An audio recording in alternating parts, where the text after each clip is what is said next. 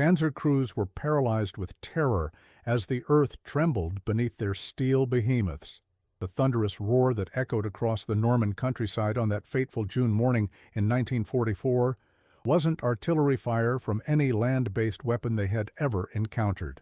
What German tank commanders couldn't comprehend was that death was raining down upon them from over 20 miles away, from a weapon system they could neither see nor counter. The massive 14-inch guns of the USS Texas, a steel leviathan prowling the waters off the coast of Normandy. Before we dive into this extraordinary story, tell me in the comments, which city are you watching from? It's incredible to see our historical community spread across the world. And if you're new here, subscribe to the channel and turn on notifications. Each subscription helps us continue unearthing these fascinating stories that shaped our world. Now, let's get to the story. The morning of June 6, 1944, dawned with an ominous gray mist hanging over the English Channel. For the men aboard the USS Texas, this wasn't just another day at sea. It was the culmination of years of preparation, the moment when the mighty battleship would fulfill the purpose for which she had been built 3 decades earlier. As the massive vessel sliced through the choppy waters toward the coast of Nazi-occupied France, her crew of 1,800 sailors stood at battle stations, their faces a mixture of determination and the unavoidable dread that precedes combat. They were part of the greatest amphibious invasion in military history, and the USS Texas would play a pivotal role in its success or failure. In the command center of the 21st Panzer Division, located several miles inland from the Norman coast, Oberstleutnant Hans Meyer studied his maps with growing concern. Intelligence reports indicated unusual Allied naval activity in the Channel, but High Command remained convinced that the invasion would come at Calais, not Normandy. Meyer wasn't so sure. His panzer battalions had been positioned to respond to coastal landings, but the heavy Tiger and Panther tanks under his command were machines designed for land warfare against other tanks and infantry. The thought that they might soon face weapons of an entirely different magnitude had never entered his strategic calculations. To understand the full impact of USS Texas on the Normandy campaign, we must first step back and appreciate the evolutionary path that led to this moment. The convergence of naval firepower and land warfare in a way never before seen in military history. Since the advent of armored warfare in World War I, the tank had increasingly dominated the battlefield.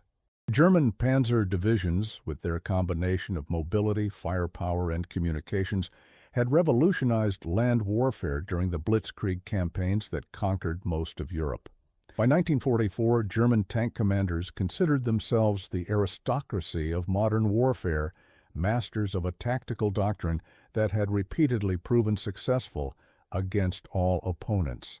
What these panzer commanders failed to anticipate was how naval power would fundamentally alter the equation. The USS Texas represented the culmination of decades of battleship evolution, a weapons platform of unprecedented destructive capability. When she was commissioned in 1914, Texas was considered the most powerful weapon in the world, and though naval technology had advanced significantly by 1944, her 10 14-inch guns remained among the most formidable weapons afloat. Each of these massive guns could hurl a 1,400-pound armor-piercing shell up to 13 miles with devastating accuracy. The shells contained over 100 pounds of high explosive, and when they detonated, they created craters large enough to swallow a medium-sized automobile. The journey of USS Texas to the waters off Normandy had been long and distinguished. Built at Newport News Shipbuilding in Virginia, she was launched on May 18, 1912 and commissioned on March 12, 1914. Her early career included service during the Mexican crisis of 1914 and extensive operations in the North Sea during World War I, though she did not engage in direct combat with German naval forces during that conflict. Between the wars, Texas underwent significant modernization, receiving oil-fired boilers to replace her original coal-fired system, improved fire control equipment, and enhanced anti-aircraft capabilities. When the United States entered World War II in December 1941, Texas initially served as an escort for convoys crossing the Atlantic, helping to protect the vital supply line to Great Britain against German U-boat attacks. In November 1942, Texas participated in her first direct combat operation of World War II, providing naval gunfire support for Operation Torch, the Allied invasion of North Africa. During this campaign, she fired 273 rounds of 14-inch ammunition against Vichy French positions, demonstrating the effectiveness of naval gunfire in support of amphibious operations. This experience would prove invaluable during the planning for Operation Overlord, as naval commanders gained a better understanding of how ships like Texas could be integrated into the overall invasion strategy. By early 1944, as Allied planners finalized the details of the Normandy invasion, USS Texas had been specifically designated for Operation Neptune, the naval component of the D-Day landings. In April, she arrived at the Clyde Estuary in Scotland and began intensive training alongside British battleships. During these exercises, her gunners perfected their coordination with Royal Air Force spotters, who would serve as the ship's eyes during the actual invasion, directing her devastating firepower onto German positions with pinpoint accuracy. For the crew of USS Texas, the weeks leading up to D-Day were filled with rigorous preparation and mounting anticipation. Captain Charles Baker, who had commanded the ship since 1944, ensured that his men understood the gravity of their mission. "Gentlemen," he told his officers during a pre-invasion briefing, "what we are about to undertake will change the course of history. Every shell we fire, every target we destroy, brings us one step closer to ending this war and bringing our boys home. The men on those beaches will be counting on us. We will not let them down." The original date for the invasion, June 5th, was postponed by General Eisenhower due to unfavorable weather conditions, a decision that only heightened the tension aboard Texas and throughout the massive invasion fleet. For the German forces in Normandy, including the Panzer units positioned to counter any Allied landing, the delay meant another day of nervous vigilance, another day of wondering when and where the long-anticipated invasion would come. When the order finally came to proceed with Operation Overlord on June 6th, the invasion fleet set sail from various ports in southern England, converging on the Channel crossing points in a carefully choreographed movement of unprecedented scale. At 02:01 on June 6th, USS Texas and the rest of Western Task Force sailed from Belfast Lough for Normandy, navigating carefully through German minefields along channels cleared by Allied minesweepers. By 03:00, Texas and the British cruiser Glasgow had entered the Omaha Western Fire Support Lane, taking up their initial firing position 12,000 yards offshore near Point du Hoc at 04:41. As the first light of dawn began to illuminate the misty coastline of Normandy, the men aboard Texas could make out the looming silhouette of Point du Hoc, a 100-foot cliff topped by German gun emplacements that threatened the entire invasion beach. Intelligence reports indicated that the point was home to 6 150mm guns capable of devastating Allied landing craft. What the intelligence officers didn't know, and wouldn't discover until after the Rangers scaled those cliffs, was that while the gun emplacements were real, the Germans had moved the actual weapons inland prior to the invasion. At precisely 05:50, Captain Baker gave the order that would forever seal USS Texas's place in military history: commence firing. The massive 14-inch guns elevated toward their targets, and seconds later, the ship shuddered as the first salvo erupted from her main battery. The concussion was so powerful that it could be felt throughout the vessel.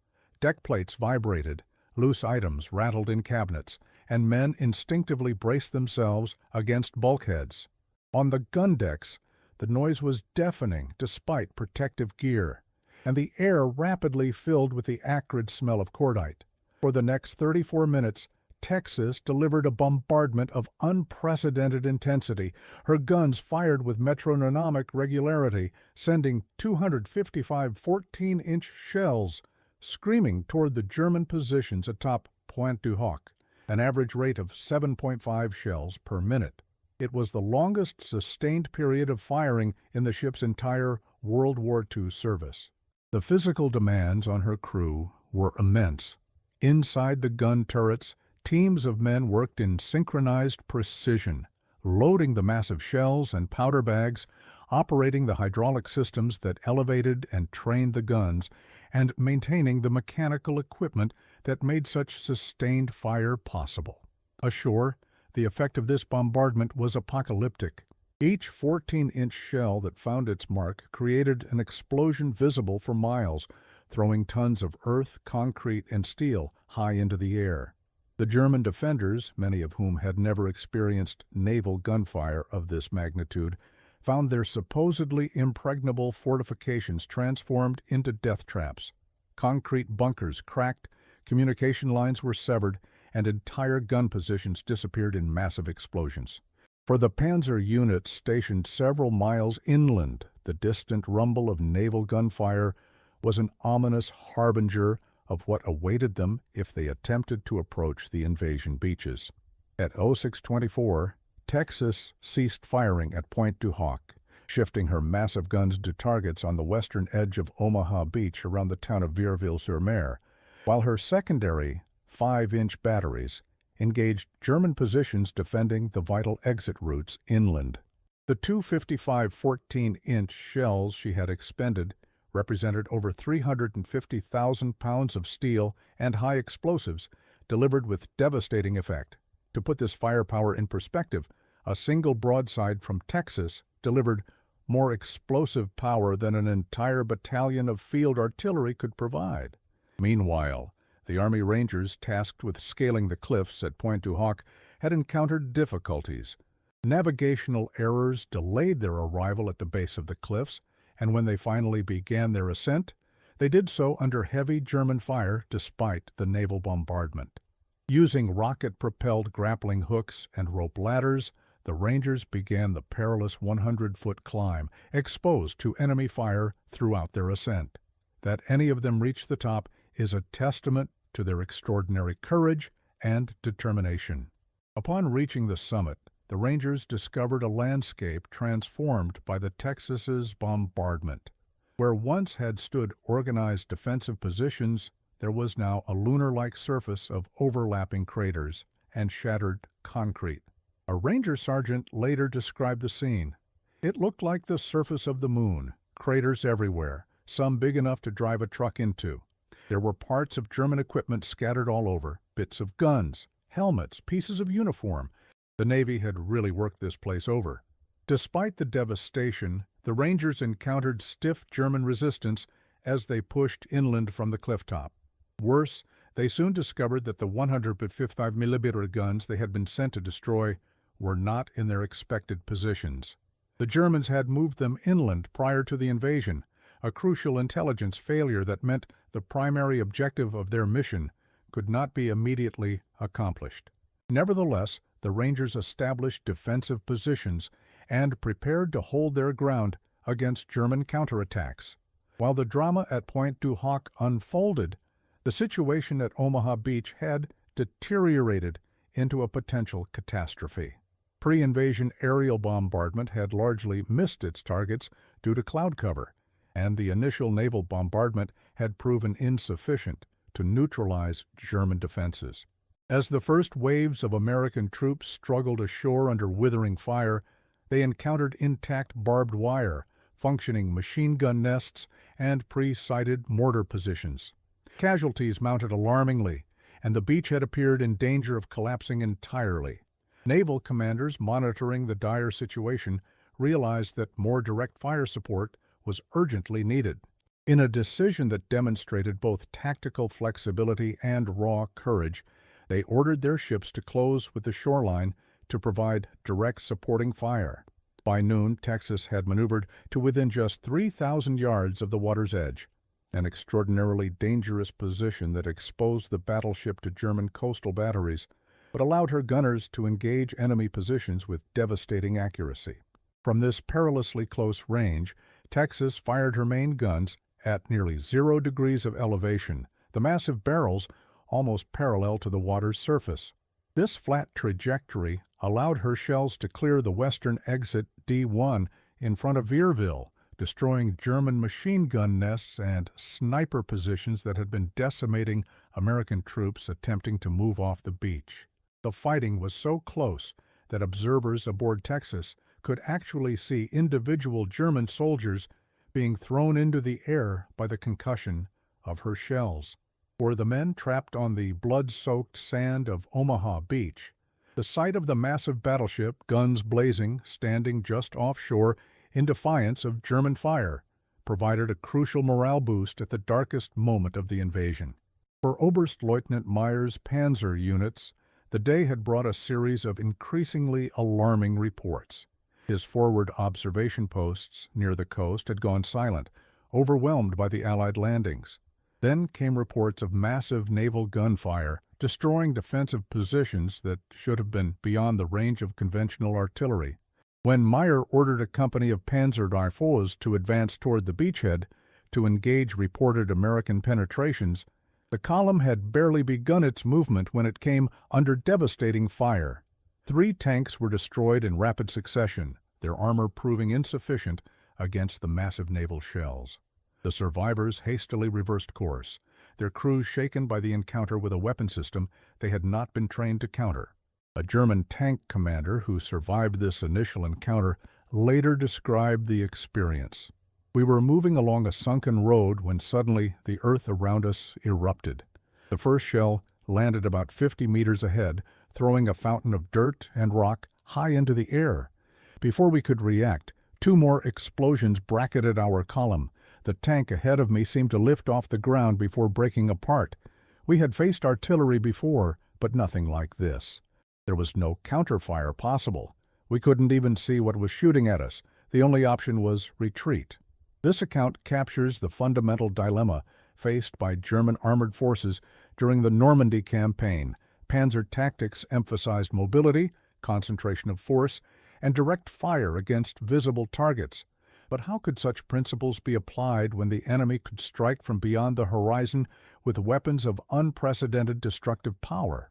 The traditional advantages of armored warfare, shock, firepower, and protected mobility, counted for little against naval guns that could destroy a tank with a single near miss. For the first time in military history, the most powerful land weapon, the tank, found itself outmatched by naval weapons in a land campaign. As D-Day progressed, the situation at Omaha Beach gradually improved. The combined effect of naval gunfire, tactical air support, and the sheer determination of American infantry gradually overcame German resistance. By evening, a tenuous beachhead had been established, though it fell far short of the planned objectives for the first day.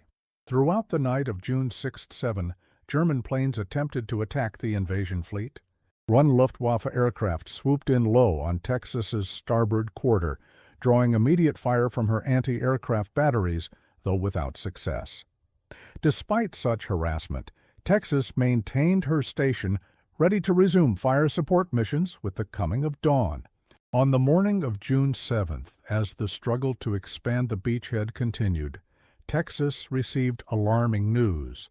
The Ranger Battalion at Pointe du Hoc, which had successfully scaled the cliffs but failed to locate the German guns, was isolated and running low on ammunition while under constant German counterattack. Without hesitation, Captain Baker ordered 2 of Texas's landing craft loaded with ammunition, food, water, and medical supplies and dispatched to the beleaguered Rangers. This dangerous mission, carried out under German fire, successfully delivered vital supplies and evacuated 35 wounded Rangers to the relative safety of the battleship. Tragically, one of the injured men died aboard Texas, despite the efforts of the ship's medical staff, a somber reminder of the human cost of the unfolding battle. Throughout June 7th, Texas continued to provide fire support, targeting German positions at Formigny and Trevière.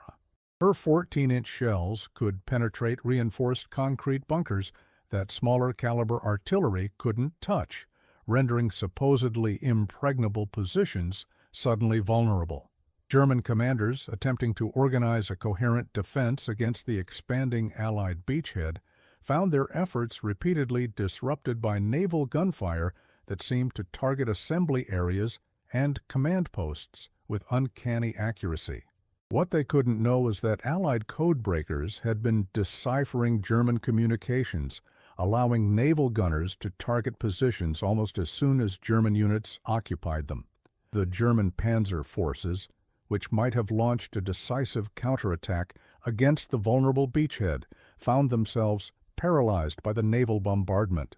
Tank commanders who attempted to advance their units toward the coast discovered that they were being targeted with uncanny accuracy by weapons they couldn't see or engage. Traditional Panzer tactics emphasized mobility and concentration of force. But how could such principles be applied when the enemy could strike from beyond the horizon with weapons of unprecedented destructive power? The psychological impact on German armored forces was profound. Trained to fight a modern war of movement, they instead found themselves forced into static defensive positions, unable to mass for counterattacks for fear of presenting targets to Allied naval gunners. A German staff officer later captured by Allied forces provided insight into the paralyzing effect of naval gunfire on Panzer operations. Our tanks were designed to fight other tanks and infantry, not battleships. We had no doctrine for such a situation. When we attempted to move reinforcements toward the coast, they came under fire from ships we could not even see. The effect on morale was devastating. Men who had fought fearlessly on the Eastern Front, who had faced Soviet tanks without flinching, became hesitant and uncertain when facing naval gunfire. How do you fight an enemy you cannot see or reach? On June 8th, Texas expanded her fire support missions targeting German positions at Isigny, engaging the formidable Mazy Battery, and again bombarding Trevière. The effectiveness of her fire was confirmed by ground observers who reported multiple direct hits on German positions and the cessation of enemy fire from those locations. For the German forces on the receiving end, the experience was profoundly demoralizing. They found themselves targeted with precision by a weapon they could neither effectively counter nor escape. For the 21st Panzer Division, the situation had become increasingly desperate. Meyer had lost contact with several of his companies, and attempts to organize a coordinated counterattack were repeatedly disrupted by naval gunfire that seemed to anticipate his movements. A captured German tank commander later described the psychological impact. After a while, men began to believe the ships could see everything we did.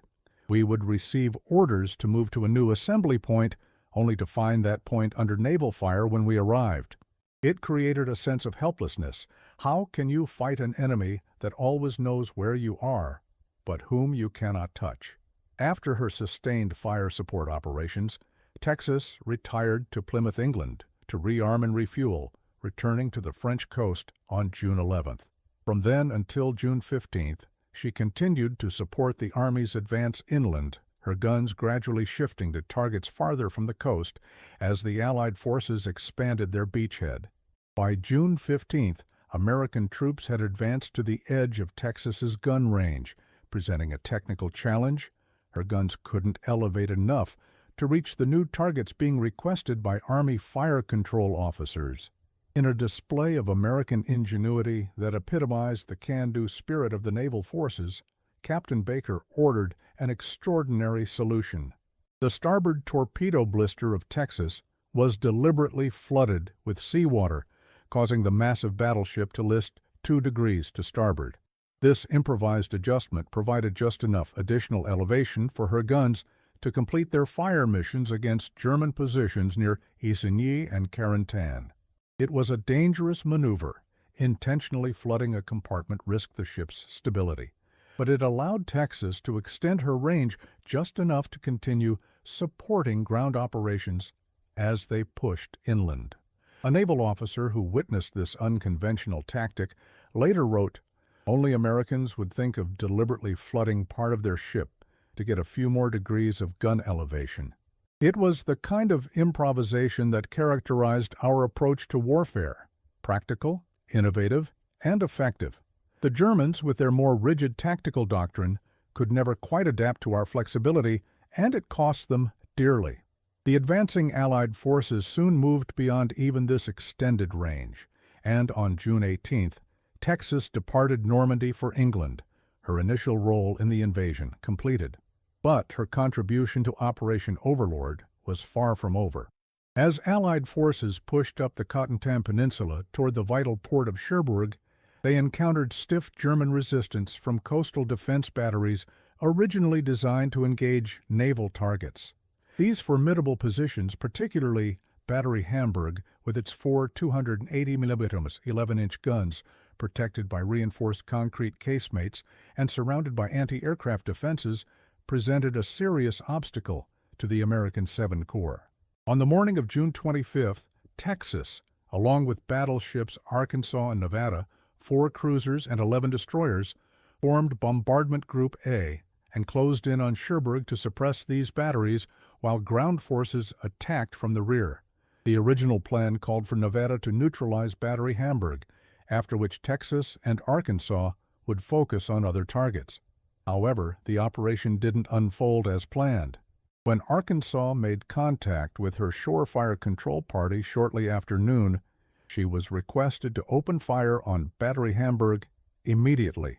Unlike the Panzer units that had no effective means to counter naval bombardment, the German coastal artillery gunners at Cherbourg were well equipped to fight back against capital ships. Their 280-meter guns had a range of 40,000 yards, 22.7 miles, exceeding the 23,000-yard, 13-mile range of Texas's 14-inch guns.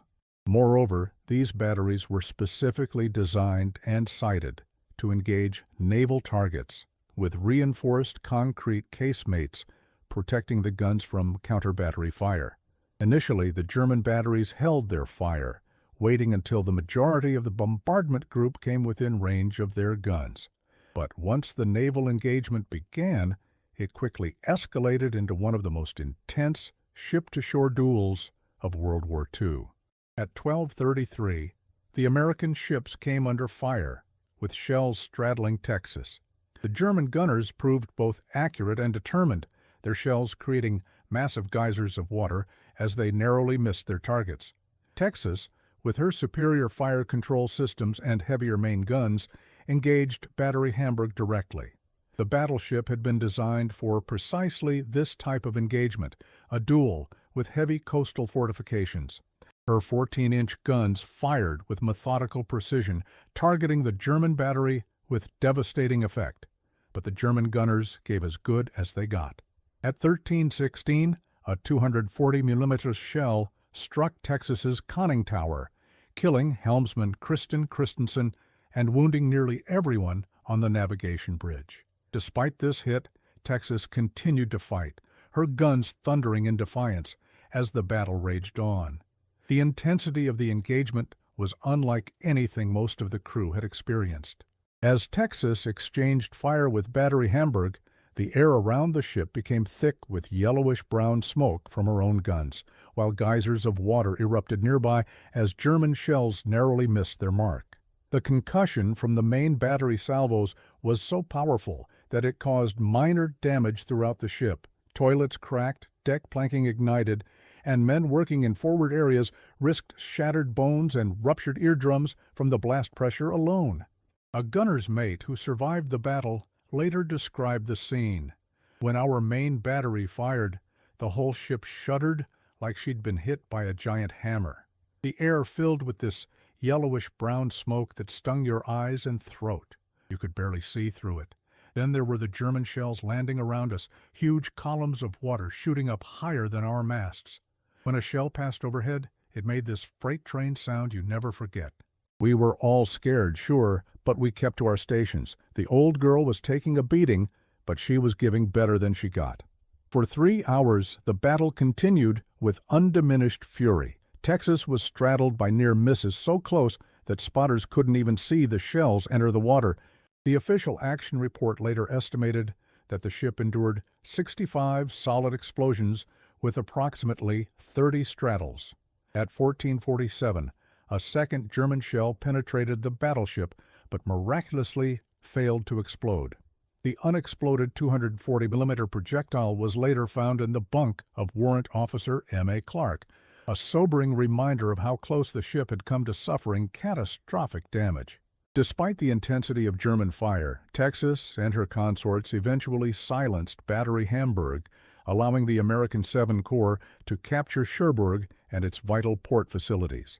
The battle illustrated both the evolving role of battleships in modern warfare and the courage of the men who served aboard them. Texas, designed to fight other capital ships in massive fleet engagements, had instead found her true purpose in providing devastating fire support for ground operations, a role that would become increasingly important as the war progressed. For the German defenders, the Battle of Cherbourg represented a stark lesson in the changing nature of warfare. Even their heaviest coastal batteries, specifically designed to engage naval targets, had proven insufficient against the combined firepower of an Allied task force. If dedicated anti-ship batteries couldn't effectively counter vessels like Texas, what hope did mobile Panzer units have when caught in the open by naval gunfire? The psychological impact on German forces cannot be overstated. The knowledge that they could be targeted with devastating accuracy from ships beyond their visual horizon fundamentally altered their tactical calculations for the remainder of the Normandy campaign. After Cherbourg, Texas underwent repairs to her battle damage before participating in Operation Dragoon, the invasion of southern France in August 1944. There she was tasked with destroying a battery of 5 220mm guns near Saint-Maxime. Despite poor visibility that prevented direct observation, Texas successfully engaged her targets with the assistance of spotters from the destroyers Fitch, Emmons, and Rodman. The operation proved far less challenging than Normandy, in part because German forces were already reeling from the success of the Normandy invasion and lacked the resources to mount an effective defense. With the European theater gradually shifting away from coastal operations where naval gunfire could play a decisive role, Texas received new orders in late 1944. She would transit to the Pacific Theater to participate in operations against Japan. After a return to the United States for refitting and modernization, which included updated radar and fire control systems, Texas sailed for the Pacific via the Panama Canal. Her next major combat operation would be supporting the Marine landings at Iwo Jima in February 1945. At Iwo Jima, Texas once again demonstrated the devastating effectiveness of naval gunfire support. A Marine Corps officer observing the bombardment from offshore later wrote, "The Texas fired salvo after salvo into the island, each 14-inch shell creating an explosion that seemed to shake the very mountain. We watched through binoculars as entire Japanese positions disappeared in clouds of smoke and debris. For the Marines who would soon assault those beaches, every shell potentially meant lives saved." The sailors aboard Texas understood the human stakes of their fire support mission. Gunner's mate John Harrison later recalled, "We knew what those boys were facing on the beaches. Every time we fired, we were thinking of the Marines. Our job was to kill as many Japanese as possible before our guys had to go in. Every target we destroyed meant Marines who'd go home to their families instead of coming home in boxes draped with flags." After Iwo Jima, Texas moved on to support operations at Okinawa, the last and largest amphibious assault of the Pacific War. There, she spent an incredible 50 days at general quarters, each man remaining at his battle station continuously, eating only K-rations and crackers, with brief breaks every 3 days for a quick shower and change of clothes. This remarkable endurance is believed to be unique among U.S. warships in World War II. During the Okinawa campaign, Texas fired 2,019 14-inch shells, 2,643 5-inch shells, and thousands of rounds from her anti-aircraft batteries, contributing significantly to the eventual Allied victory. Throughout these Pacific operations, the lessons learned at Normandy informed the tactical employment of Texas and other battleships. Naval gunfire support had evolved from an auxiliary capability to a central component of amphibious warfare doctrine. The experiences of USS Texas in the European theater, particularly the shock value of her 14-inch guns against German panzer forces unaccustomed to such firepower, provided valuable insights that shaped operations in the Pacific. The Japanese, like the Germans before them, discovered that traditional defenses offered little protection against the massive shells of American battleships. With the surrender of Japan in August 1945, the combat career of USS Texas came to an end. In her 34 years of service, she had participated in both World Wars, earned 5 battle stars for her World War II service, and lost only a single crew member to enemy action, a remarkable record that spoke to both her design and the skill of her crews. But perhaps her most significant contribution came during those crucial days off Normandy, when her massive guns reached out to strike terror into the hearts of German defenders who had thought themselves beyond the reach of Allied firepower. In April 1948, Texas was decommissioned and transferred to the state of Texas to serve as a memorial and museum ship. Thousands gathered to watch as she was towed to her berth at the San Jacinto battleground near Houston, where she would remain for decades as a tangible link to a naval era that shaped the course of 2 world wars. Today she stands as the last surviving dreadnought battleship in the world, her weathered steel hull and massive gun turrets bearing silent witness to the men who served aboard her and the pivotal battles in which she participated. For visitors walking her decks today, it can be difficult to fully appreciate the awesome power once commanded by this floating fortress. The 14-inch guns that once hurled 1-ton projectiles with devastating effect now point silently skyward, their mechanisms preserved but inactive. The fire control systems that once directed that firepower with uncanny accuracy stand idle in their housings. Yet for those with imagination, it is still possible to envision what it must have been like on that June morning in 1944, when the massive guns of Texas reached out across the Norman countryside to strike terror into the hearts of German defenders. The legacy of USS Texas extends far beyond her physical preservation. She represents a pivotal moment in military history, a time when the traditional boundaries between naval and land warfare began to blur, when weapons designed to fight fleet actions found new purpose in supporting ground operations. For the German Panzer crews who found themselves targeted by her 14-inch guns, Texas represented a fundamental shift in the nature of warfare, a harsh lesson that technological superiority in one domain could be rapidly negated by the application of power from another. A German tank commander captured after the war provided perhaps the most eloquent assessment of this new reality.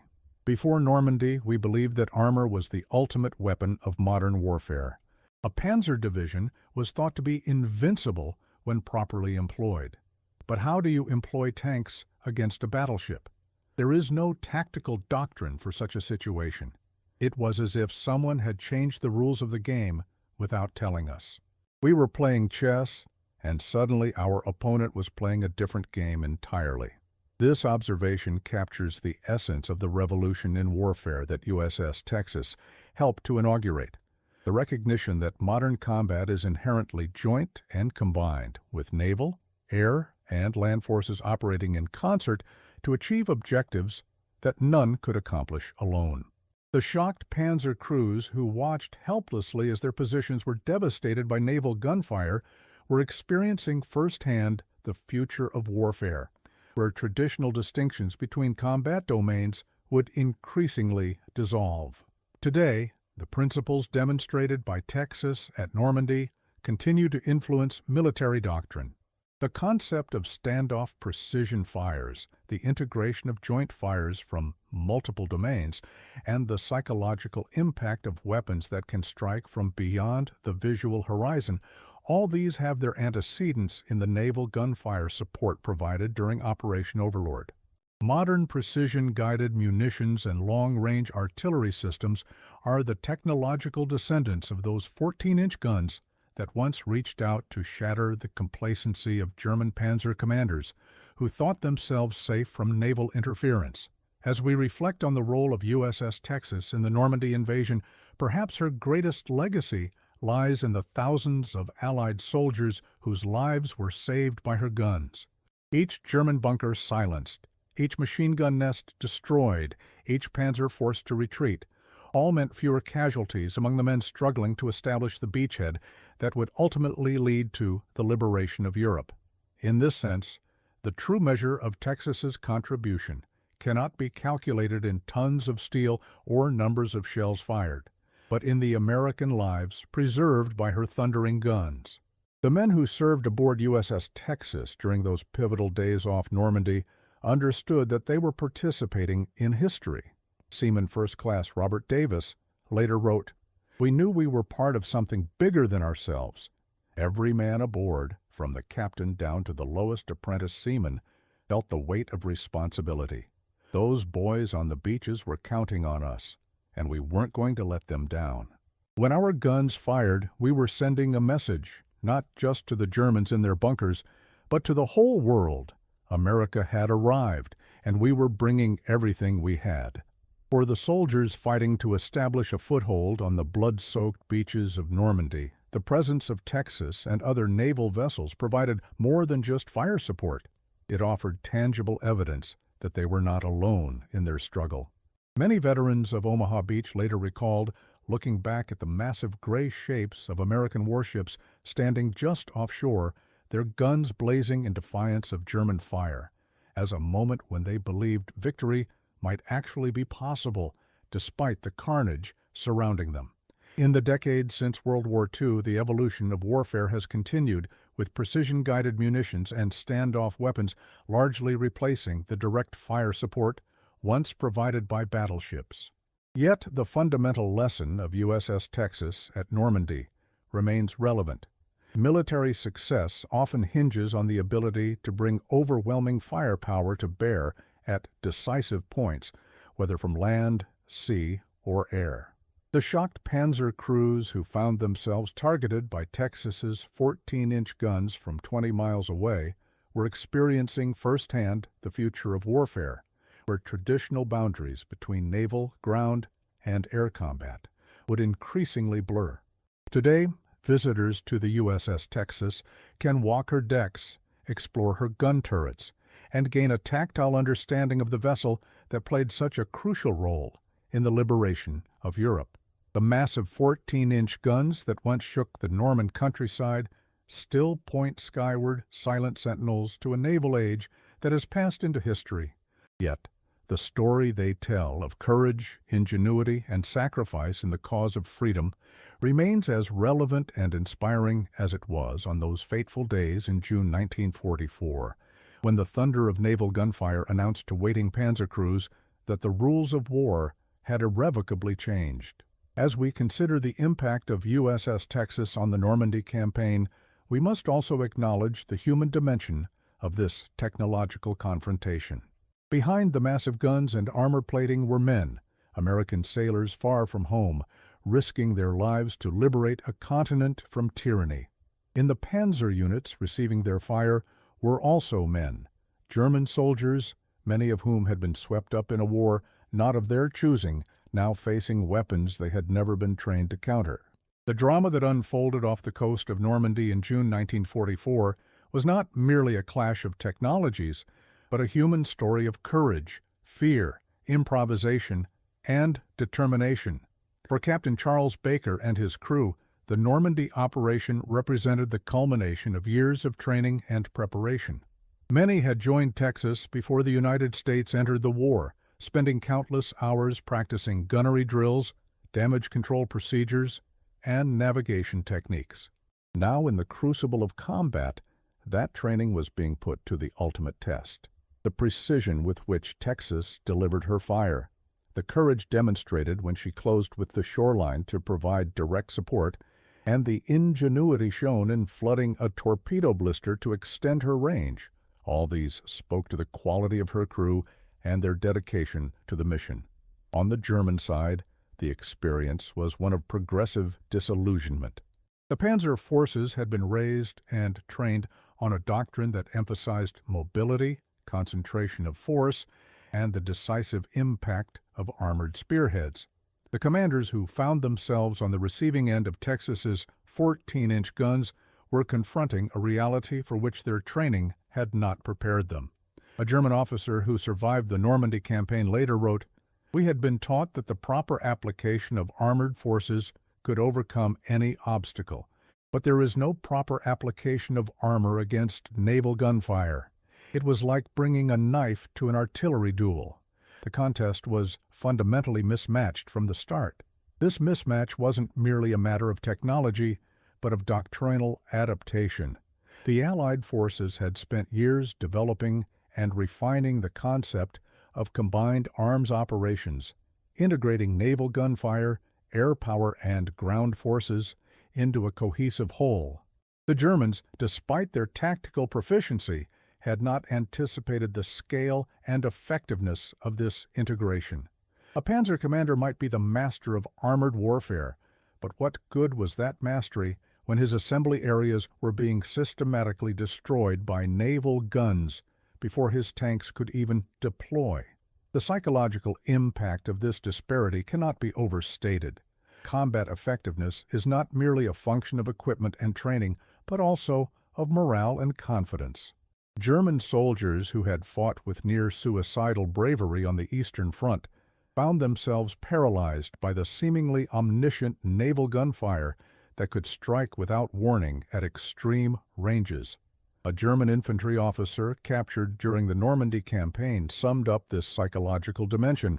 How can men fight effectively when they believe themselves targeted by an enemy they cannot see or engage?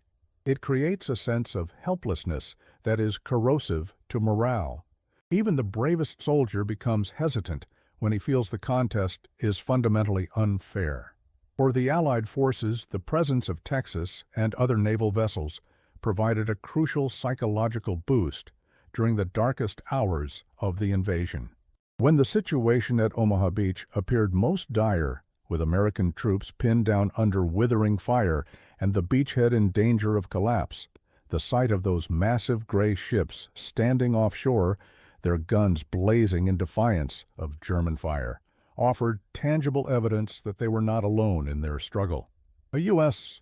Army lieutenant who survived that bloody day later recalled, "I looked back at the water and saw a battleship, I think it was the Texas, firing its main guns almost point-blank at the German positions above us.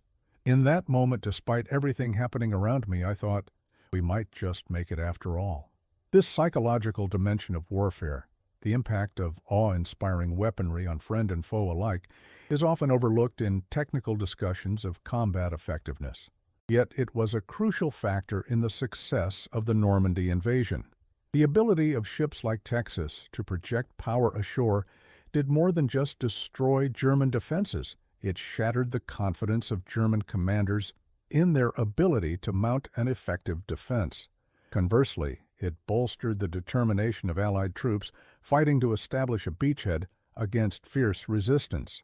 In the calculus of combat, such psychological factors can be as decisive as the raw destructive power of the weapons themselves. As the Normandy campaign progressed and Allied forces pushed inland beyond the range of naval gunfire, the impact of those initial days of naval support continued to reverberate. German commanders had lost precious time during the critical hours when the Allied beachhead was most vulnerable, time that might have been used to organize decisive counterattacks had they not been paralyzed by the devastating effects of naval gunfire.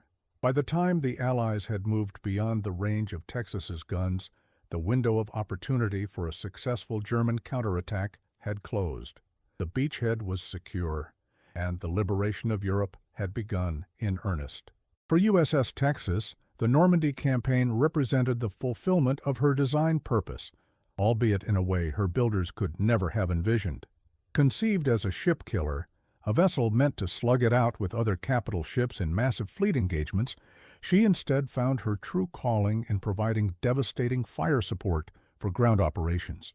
It was a role transformation emblematic of the evolution of naval warfare in the 20th century, from the decisive fleet actions envisioned by Alfred Thayer Mahan to the projection of power ashore that would characterize naval operations in the post-war era. After her participation in the Pacific campaigns and her eventual decommissioning, Texas found a new purpose as a museum ship and memorial. Today, she stands as a tangible connection to a pivotal moment in history, a physical link to the men who served aboard her and the battles in which they fought. For those who walk her decks, climb her superstructure, or gaze up at her massive gun barrels, she offers a unique window into a naval age that has passed into history. Yet the lessons she embodies of courage, ingenuity, and the decisive impact of combined arms operations remain as relevant today as they were on those fateful days in June 1944. The story of USS Texas at Normandy is, at its heart, a testament to the ingenuity and adaptability of American fighting forces. When conventional tactics proved insufficient, Captain Baker didn't hesitate to move his ship dangerously close to shore to provide more effective fire support. When the range of her guns limited their effectiveness against inland targets, he ordered the flooding of a torpedo blister to gain the necessary elevation. When the Rangers at Pointe du Hoc needed supplies, he dispatched landing craft despite the danger of German fire. This willingness to improvise, to find unconventional solutions to unexpected problems, epitomized the American approach to warfare: pragmatic, innovative, and ultimately effective. For the German Panzer crews who found themselves on the receiving end of Texas's devastating bombardment, June 1944 marked the beginning of the end. The invincibility they had once assumed was exposed as an illusion, their tactical doctrine rendered obsolete by weapons they had never been trained to counter.